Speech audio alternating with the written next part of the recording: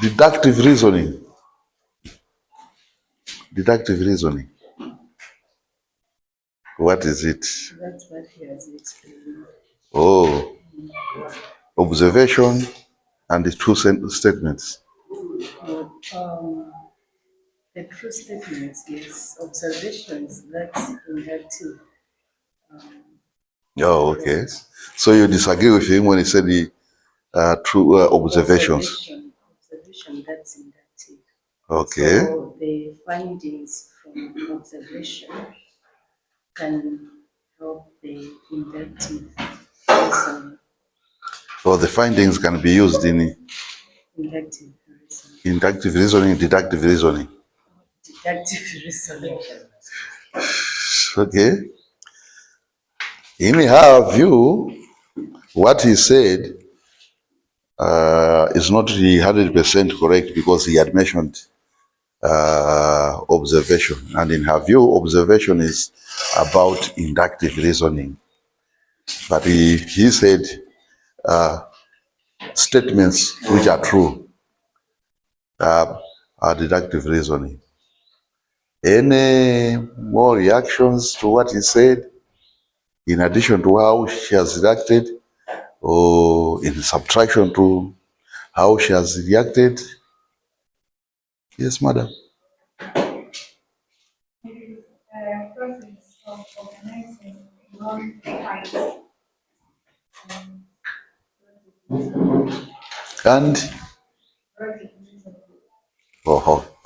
a process of organizing true facts, non-facts, and logical reasoning. Okay. We agree with what has been said. Any subtractions? Yes, sir. I don't know. You don't look behind. You.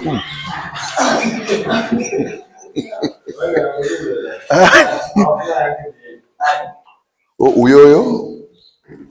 Yes, watu muyakandinu. Madam, wait. Saambuyoko.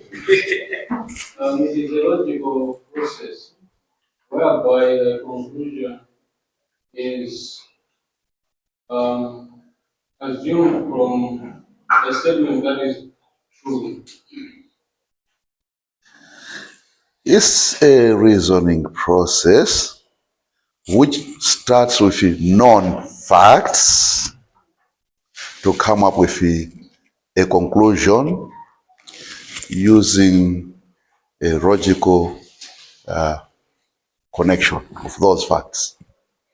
So someone would have said maybe it is a way of thinking in which one proceeds from general to specific statements, the way you wrote it last time. Is it possible? But then the first one was using prescribed rules of logic. Yes, it is correct. Yeah. Taking what she said and adding what he has said, plus the parts he said, and what he said would be the same as what the slide says. You are only saying it in your own language, and actually it's better to be said in your own language than in my language, because my language may confuse. But it's exactly what they're saying. It's a way of reasoning which starts from non-facts, organizing them logically to come to a conclusion. Inductive. Any questions on what? On that? On the deductive reasoning? Are we okay? A way of organizing known facts to arrive at conclusions using logical connections, using logical reasoning.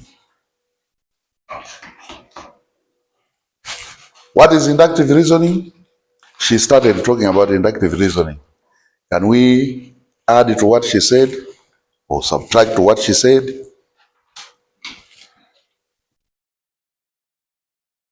Inductive reasoning, yes, sir. Inductive reasoning is a reasoning process where a conclusion is made based on direct observation. Yeah. As opposed to starting from known facts, you use the direct observation to come up to conclusion. Now, the only difference between those things is that the known facts which are used in inductive reasoning are based on observation.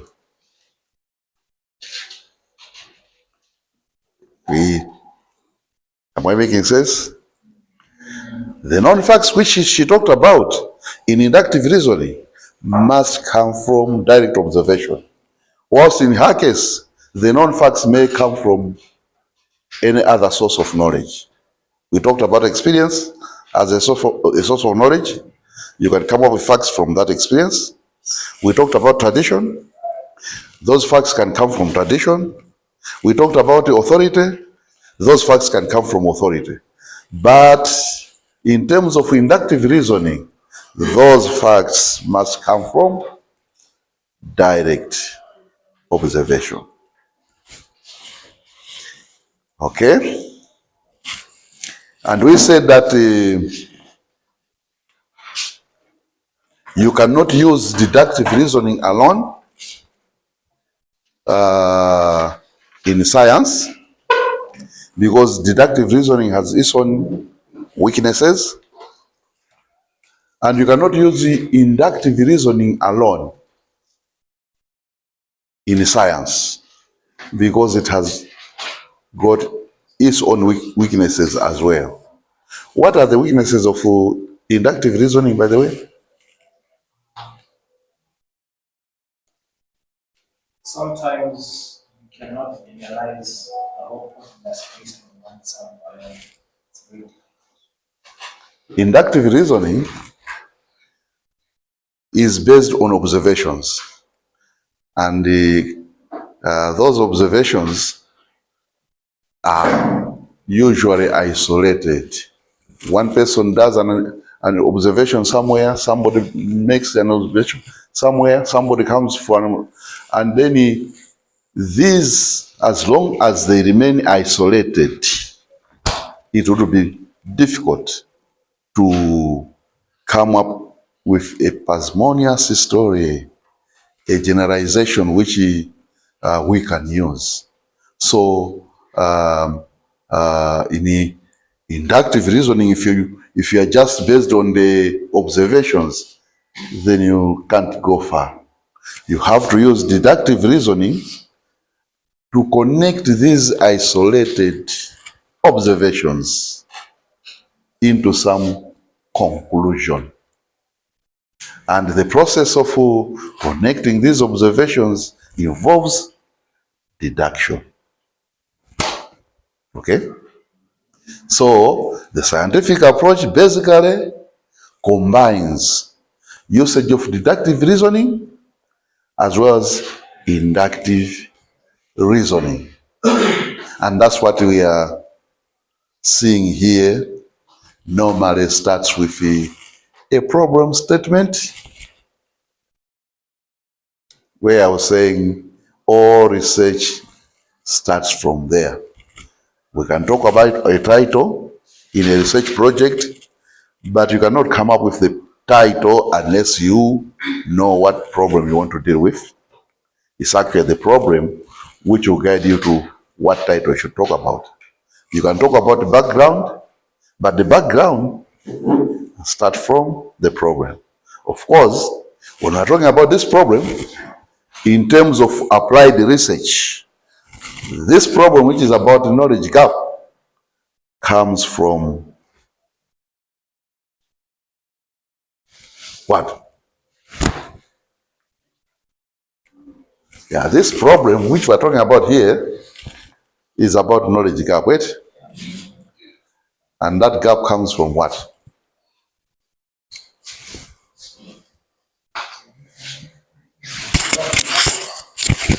development problems. So you have a development problem, you cannot deal with it unless you know how to deal with it. And if you don't know how to deal with it, then you have knowledge gap. And that knowledge gap will lead into now the scientific process we are talking about.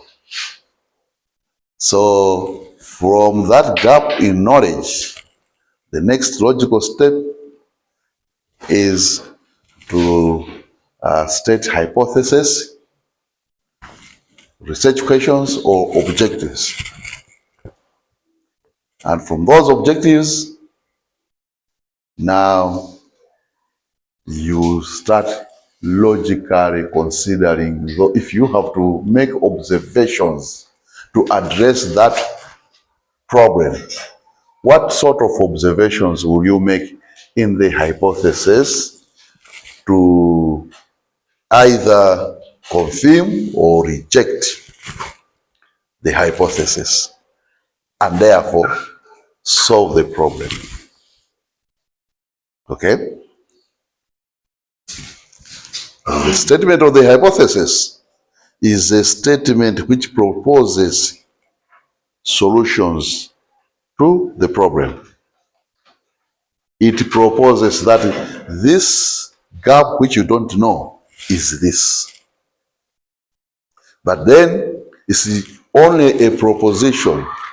You must come up with logical steps of making observations to confirm that hypothesis. And if you confirm that hypothesis, what will you do? Will you be doing? Solving the problem. That's what we're talking about last time in this slide. So when I'm talking about logical deductive reasoning here, it's the reasoning process which will guide you into coming up with the steps you will follow in conducting your research, so that you generate data which you can analyze and help you to accept that hypothesis or reject that hypothesis. If you end up accepting the hypothesis, you will be providing the knowledge which was missing here. Am I making sense?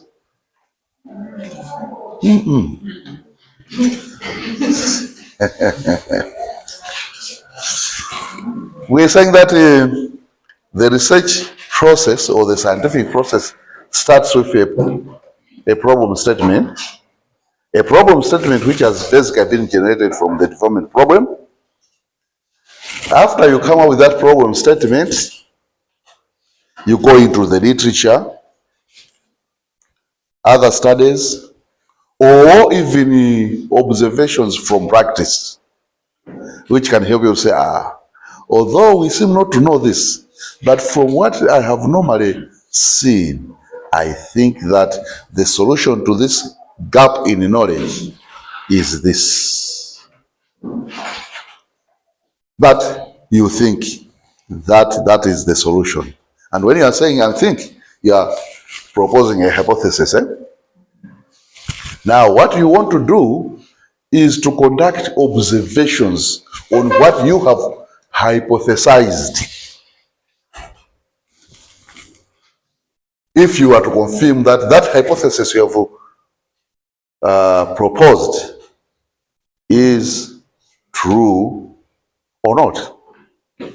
And if you use steps or you use a process of making observations to confirm that that hypothesis you proposed is true or is correct, and indeed you find that it is correct, what you'll be doing is you'll be answering or you'll be providing a solution to the problem, because you propose this hypothesis as a possible solution. And if your observations here confirm that yes, the hypothesis is correct, then what you are saying, the problem which you said is a problem has been solved. You have generated the information to close the gap in knowledge. Are we happy now? Are we friends? Or we are still enemies? You are friends. Or still enemies, eh?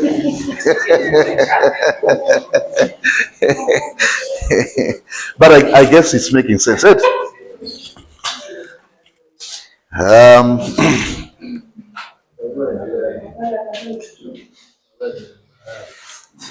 So in this slide, I was trying to define what we're talking about as a problem. We said that problem must be defined. So this is where I was saying all research starts from that problem, but it must be formulated in such a way that you can conduct experiments or you can do observations to confirm it or to reject it. So when you are stating that problem, you must state it in such a way that observations can be conducted to assess what is missing in the knowledge. Okay? We'll come to that in more detail later. You should not be talking about issues of your opinions, your feelings, values, because those cannot be observed. You want things which can be observed, to say this thing is white, this is black, because you are able to observe white, you are able to observe black, not the values.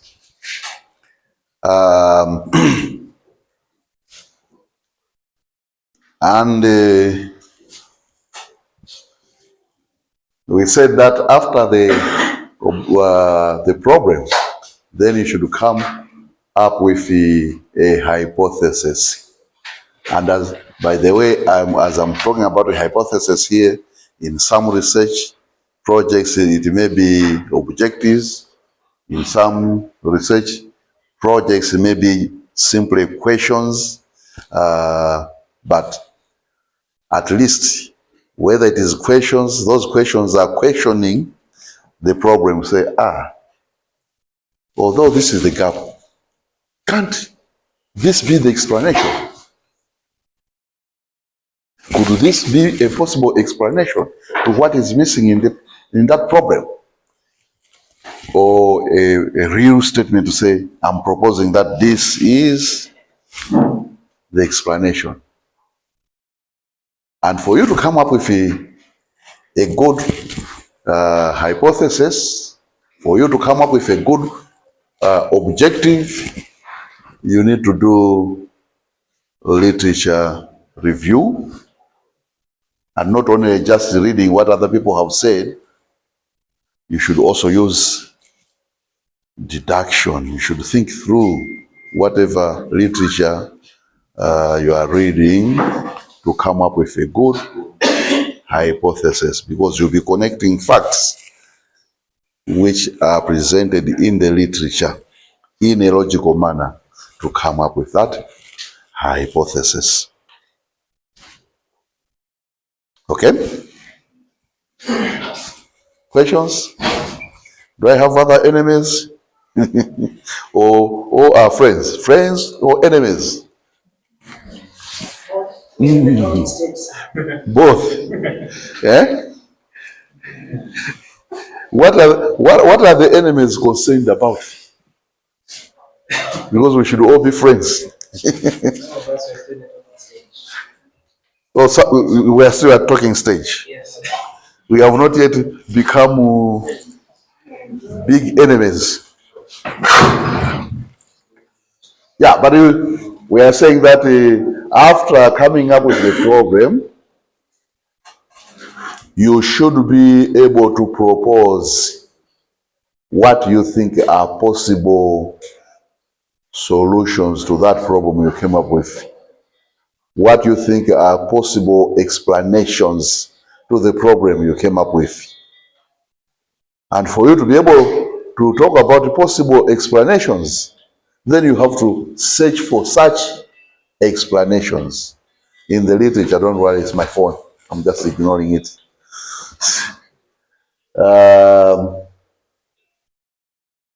Those possible explanations can be found in the literature. What do other people say are the explanations to the problem you started with? And when you get those explanations, then you can state hypotheses based on that information. Okay? But after stating that hypothesis, you should logically think about how you can go ahead to make observations to confirm that hypothesis or to reject that hypothesis, where you'll be talking about the methodology for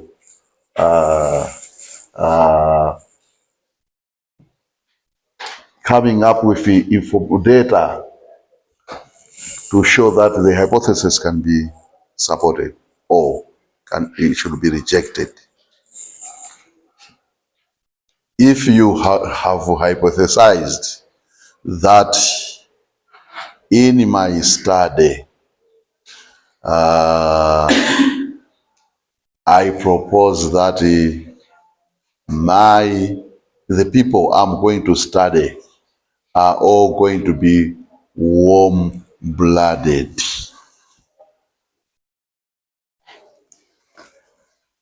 You have proposed it. The people I am going to, or I can propose here to say, University of Lilongwe third-year students are all warm-blooded people. Hypothesis, right?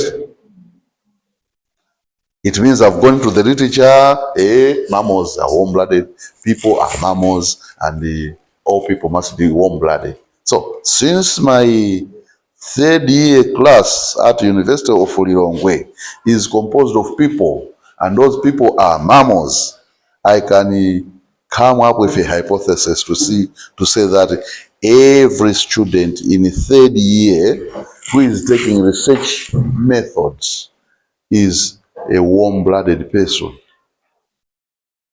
Now, what logical steps can I take to confirm that statement I have made? We'll be talking about now the research process that I'll have to do. It means I must find a thermometer. I must organize all third-year students at University of Lilongwe, use my thermometer, measure their temperatures. And if their temperatures indicate that they are all warm-blooded, what will I be doing? Confirming my hypothesis. If I find one person in the third year among the third-year students at the University of Lilongwe who is cold-blooded, my hypothesis cannot be accepted. It has to be rejected. But if everybody is warm-blooded, then my question to say, year 3 students at University of Lilongwe warm-blooded will be answered. So the gap in knowledge about the temperature of third-year students at the University of Lilongwe will have been addressed. Are we friends? I used an example to make you more enemies to me. And let's see. But it has made you friends, so I'm happy.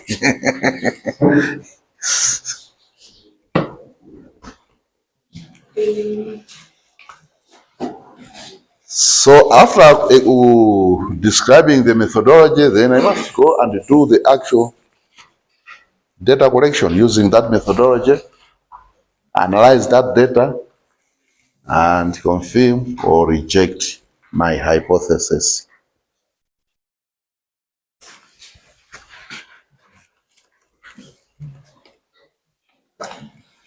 Now, in terms of confirming the hypothesis or rejecting the hypothesis, I said two important things. Even if I have found every student in the third year at University of Lilongwe being warm-blooded, I am not supposed to say my hypothesis is true. And why should I not say so?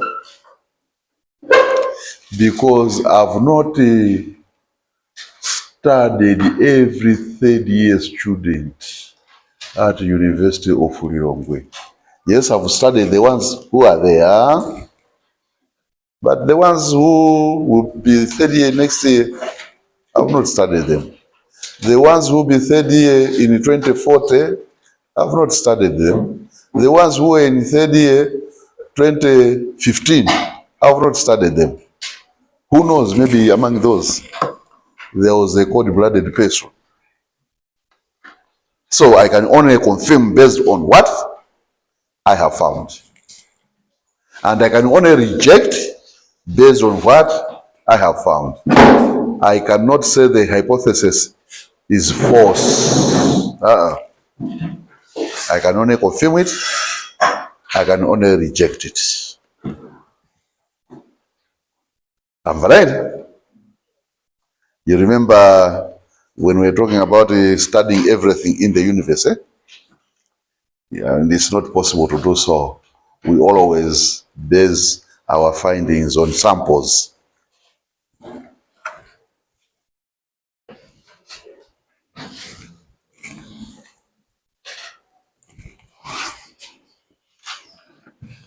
Then we talked about scientists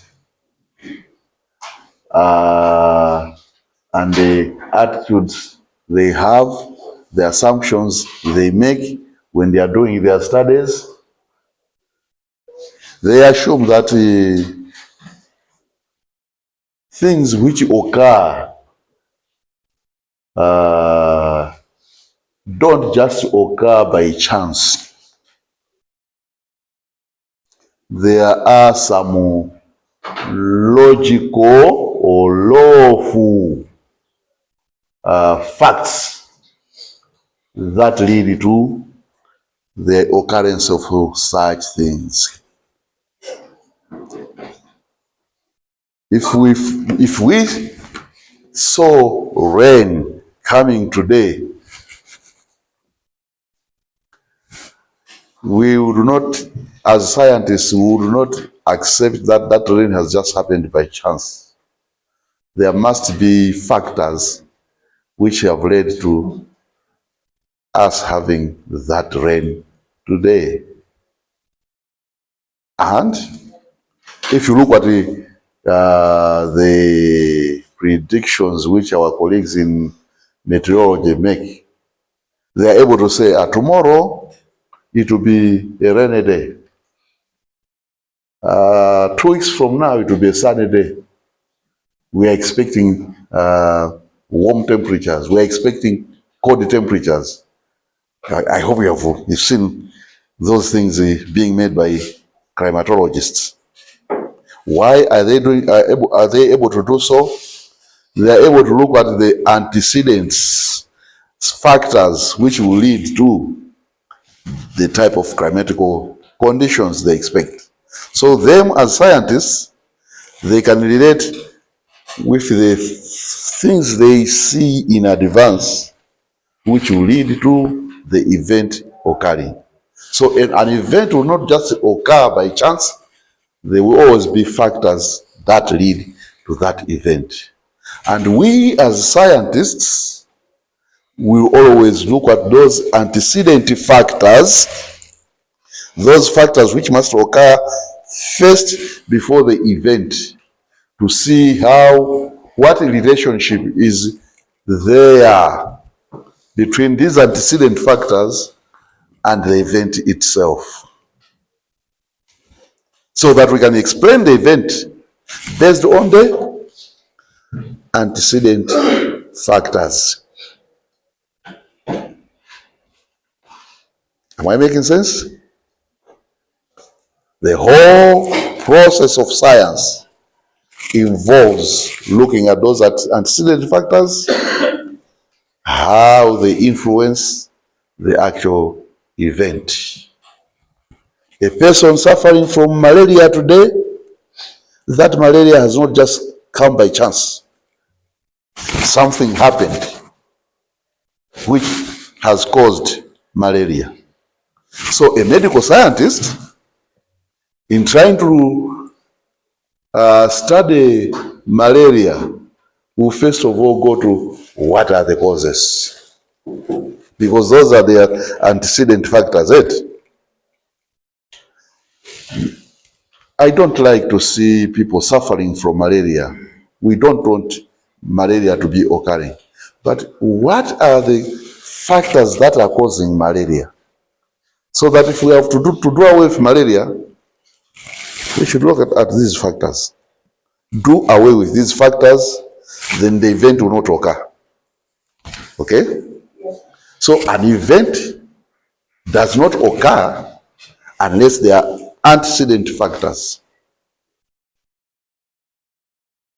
And that's why we talk about independent variables and dependent variables. When we're talking about dependent variables, those are the events which are influenced by the independent variables. If there were no mosquitoes biting people, carrying the parasites causing malaria, people will not be suffering from malaria. So if we want people to stop suffering from malaria, one of the things we need to do is to deal with the mosquitoes which carry the malaria parasites. If we can do away with those, we'll do away with malaria. So what we need to do, bring them mosquito nets, so that mosquito nets should not be able to bite these people. Making sense? Okay. And that belief is what we are talking about as universal determinism.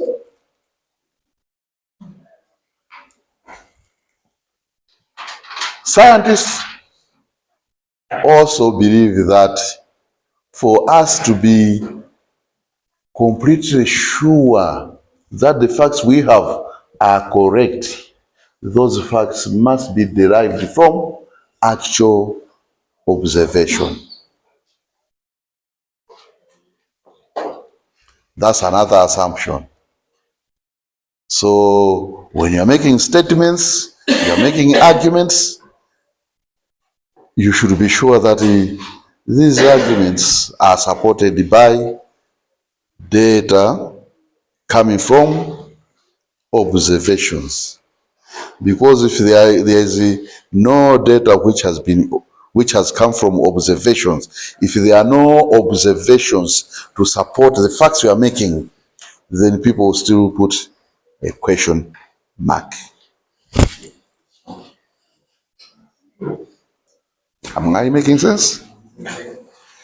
So, if we are coming up with facts based on tradition, we will still have a question mark.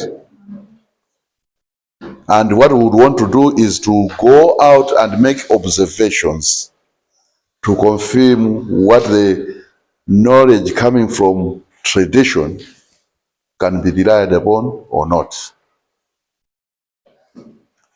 Knowledge coming from authority, we as scientists want to go and make actual observations if we are to confirm that knowledge, or if we are to rely on that knowledge. And as I'm making those statements, that's the power of hypothesis.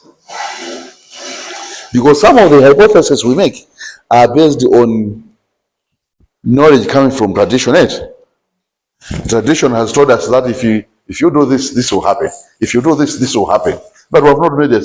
So you hypothesize that I will do this, and this is what is going to happen. And I'm going to go out and do actual observations to confirm or reject. So if you go out to make observations and you find the data which supports your hypothesis, then what are you doing? Those traditional knowledge from authority are now being confirmed as reliable sources of knowledge. You have actually moved away from the tradition to now making it knowledge coming from a scientific process. Making sense?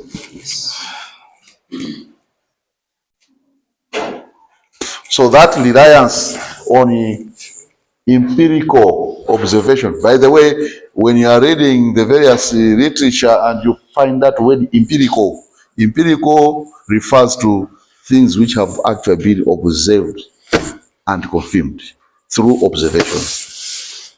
So our reliance upon those observations differentiates us from non-science. Okay?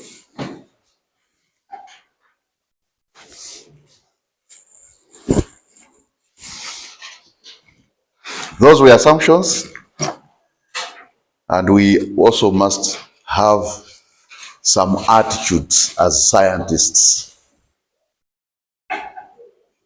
One of the attitudes, highly skeptical.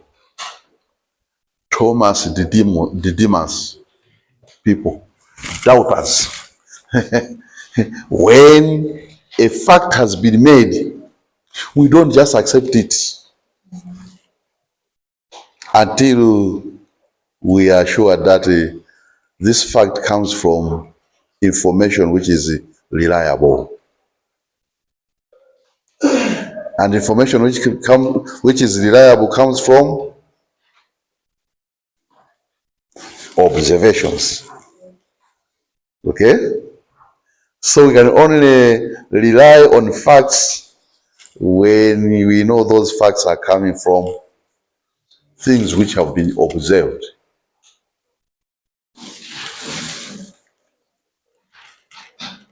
And even when things have been observed, we regard them as tentative until verified. That's a very important statement which we must take care of as we are doing our own scientific work.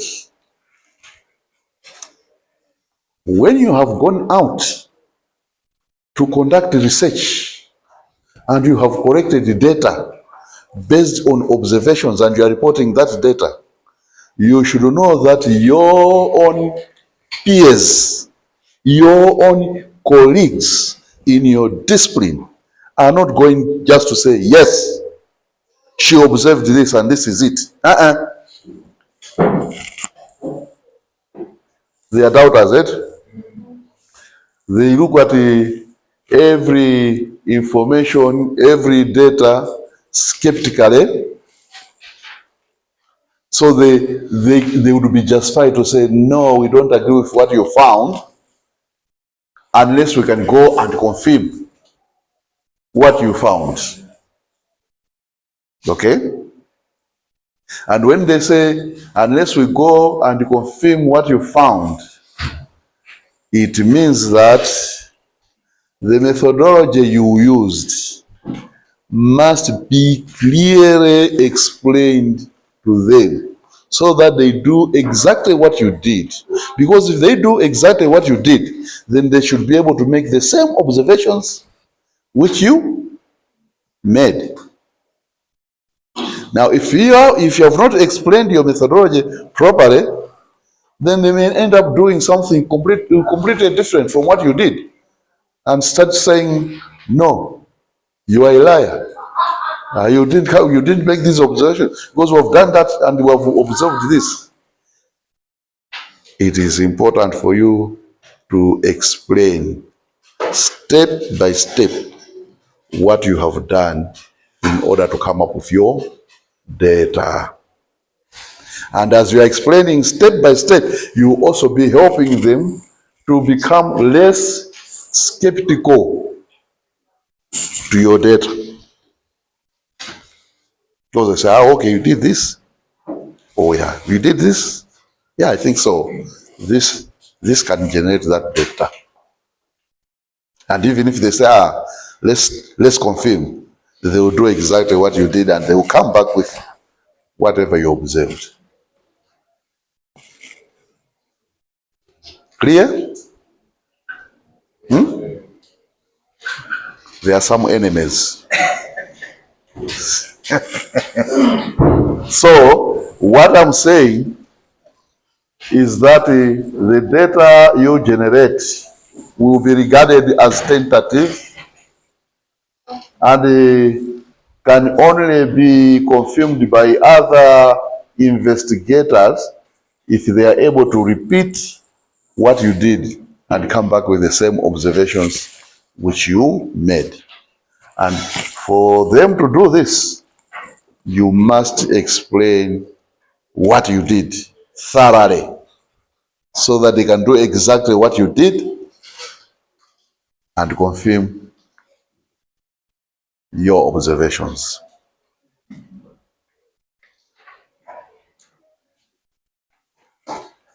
Clear? Questions? If you look back to history, Albert Einstein proposed here, it should be living here of living motion, something like that. Yeah. It was first disapproved and then later on approved. So in our situation, so like how like those matters be, and let's say for example you have this student, you come up with your theories and then you disapprove. So are you supposed to do it again or? That's exactly what I'm saying here. What Albert Einstein did was to provide information based on his observations. And the people were skeptical of those observations. That's why they went, no, we are going to do it. And when they went to do it, some found different findings. And why? They didn't follow the procedures he used. And some said, no, no, no, no, no, no, no. You are challenging him, but this man is correct. He didn't do it that way. If you do what he did exactly, and they went and did exactly what he did and said, oh, yes, it's correct. And that's why when we are saying that you need to make your testing procedures known clearly, it's very important. But I'm saying, even when you have made your testing procedures clear, still people would say, let's confirm. Is what he's saying correct? And if they follow the testing procedures, they should be able to say, yes, we have also observed the same as he did. So, in fact, that example you are giving is just giving a good example of what I'm saying. Scientists are always skeptical of data. Scientists are doubters.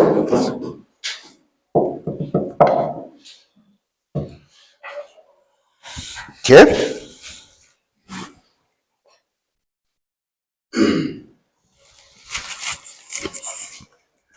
But as scientists, we must also be objective and impartial.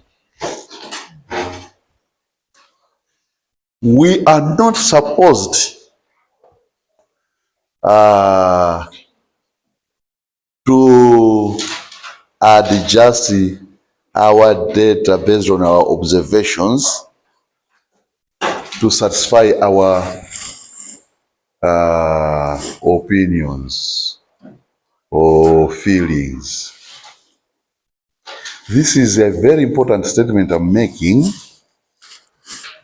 given the fact that I've just said that for you to investigate a problem, you need to start with a hypothesis. I said, so it? You come up with a problem statement, and then the next logical step is to propose a solution to that problem, which is a hypothesis. It's a proposed solution. And you propose that solution based on the information you get in the literature. But you know what you're doing as you're doing that? That literature will make you take a position to say, I think this is what I must observe. And you will want, as a person, to prove that what you suggested is the correct information. But then you may go out to do the data collection and you find that it doesn't agree with what you suggested. You should not come back to say, tisinthe data yapa, kuti zigwirizana zimene maganiza ine. We must be objective and impartial. Do not try to prove a point, but seek truth from your observations. So you are going out to do your data collection, you are going out to do your observation, basically to say, this is the situation I have found. Whether that situation agrees with your opinions or not, that's a different story. But this is what I found. And when you are making your conclusions from your data collection, it should be based on what you found. Not what you think should be. What you have observed and found. Okay?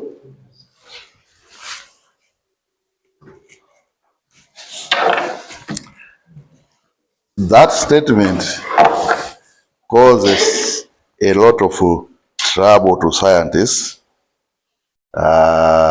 When I'm talking to my postgraduate students, we go beyond that, because let's assume that as a scientist, you go out to collect data about the gods. And somehow in the data you are collecting, you are testing whether the gods you are going to observe are warm-blooded.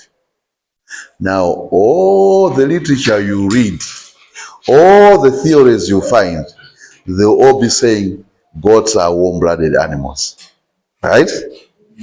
No god has been found to be cold-blooded.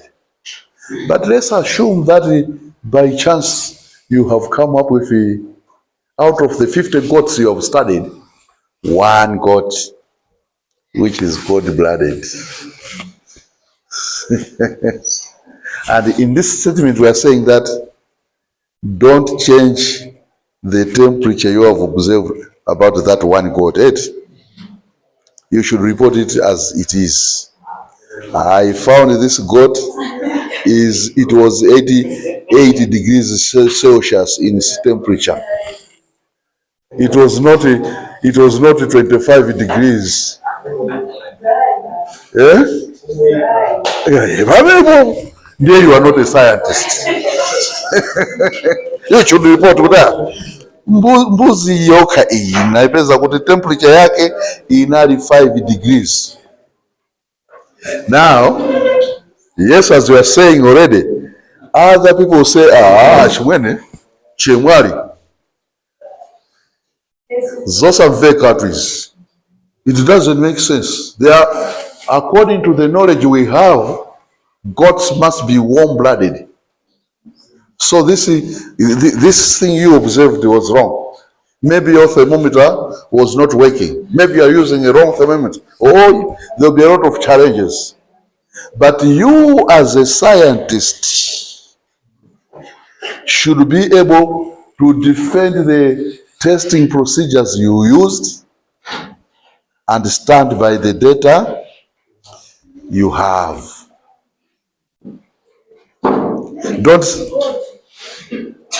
Don't say because everybody else believes this, I will do this. No.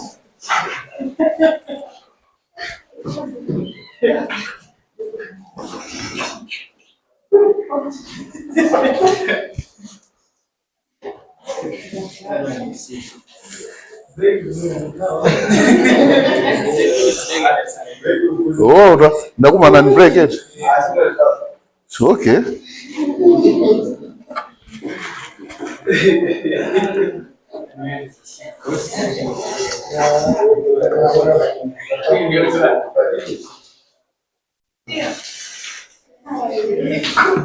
I'll be done. 10 minutes.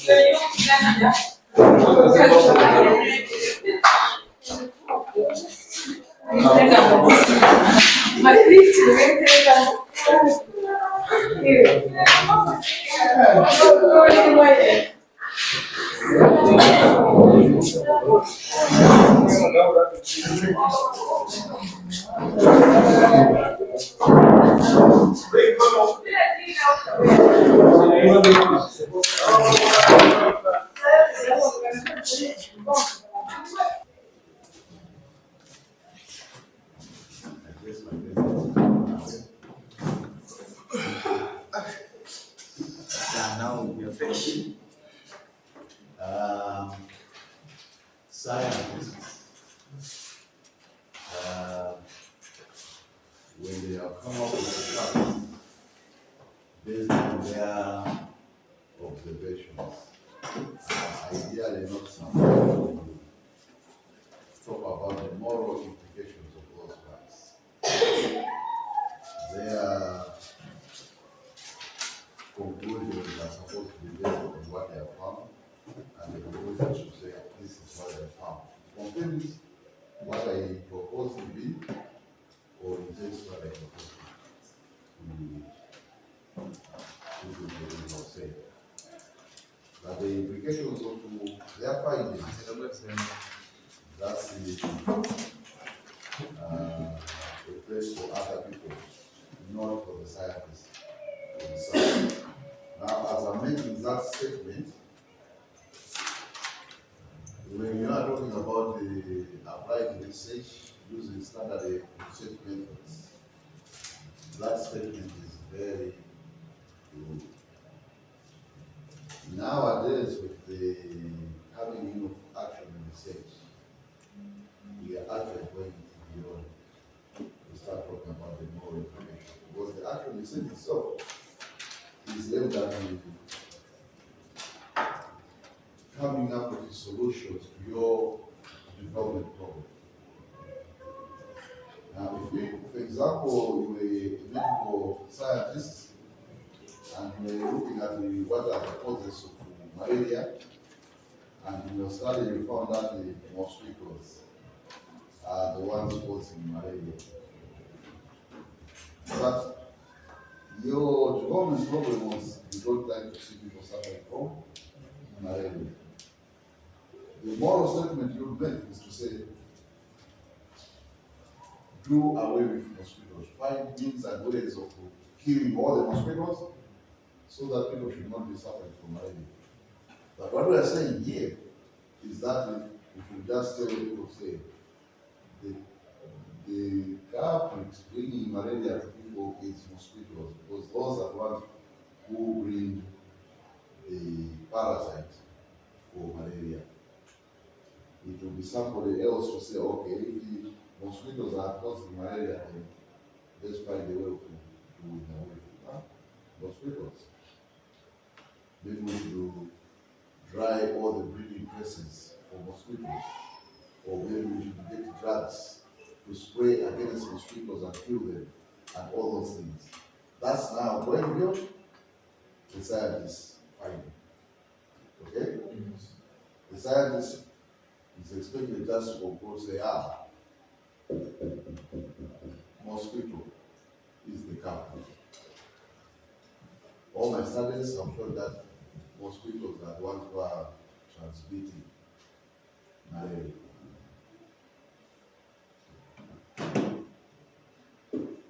So,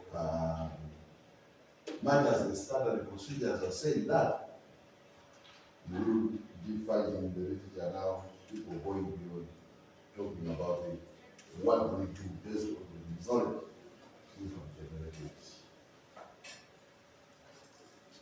Government comes up with policies, and those policies are normally developed based on knowledge generated through science. The process of coming up with those policies is what we are saying now. They are using the data generated from science to talk about what we need to do in order to address these challenges.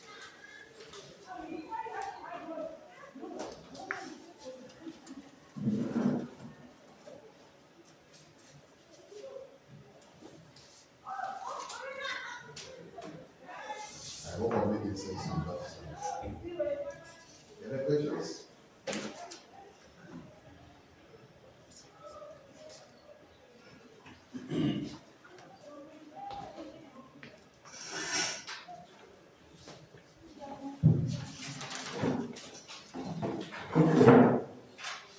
And in terms of the attitude of scientists, their ultimate aim for doing research is to be able to integrate and systematize their observations. This is where I was saying, if you rely on the inductive reasoning alone, you cannot fulfill the requirements of science. You need to combine both deductive and inductive.